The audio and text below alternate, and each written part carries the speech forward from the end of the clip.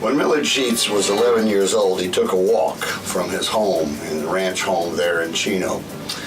And down the ways he found a window that was open, a woman who was painting with oils. Beautiful paintings on a big, giant canvas. And he looked and he looked and he looked and he hid behind a bush so they wouldn't see him, or she wouldn't see him. And oh my goodness, she looked over and she said, "Would you like to come in?" Oh, yes. And so he ventured inside, and so she showed him about what painting was. And soon he was coming there once a week with a quarter for supplies and painting. Most of it was painting copies of pictures, copies of other paintings, but he was learning how to paint, learning how to hold the brush, learning a whole world that he hadn't known. Well, soon he was doing quite a bit of work on his own as well as with her. And he found out from his uncle, who loved art, who helped found the LA County Fair, that there was going to be a great fair, and there would be a contest at the very first fair. One would be original work, but the other contest would be copies.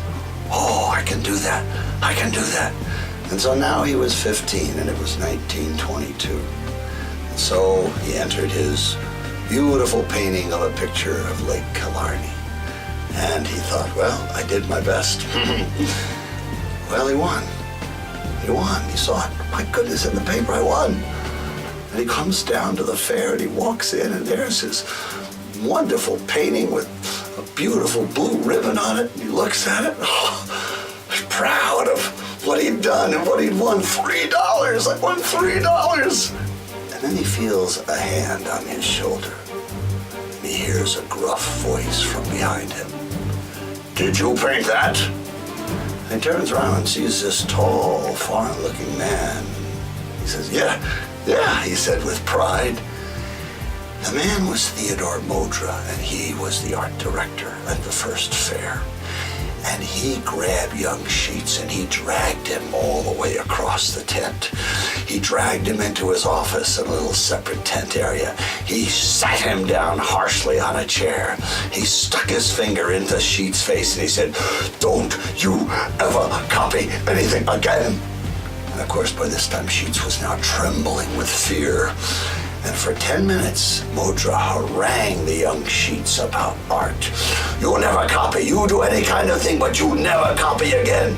You go out there, you paint what you see. You paint yourself. You get out there, you paint the sky. It is you is what we want. That is what you must do. Never copy again. You promise me that?" Yes, sir. He managed to stumble out.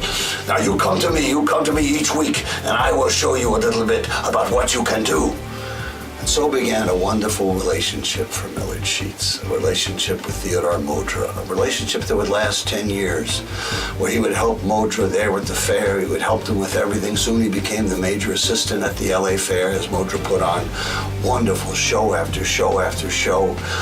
And Sheets began to learn all about art, a learning that would take him to Chenard Institute of Art, a learning that would take him into Claremont to become head of the Claremont schools. It would become a great opening for him.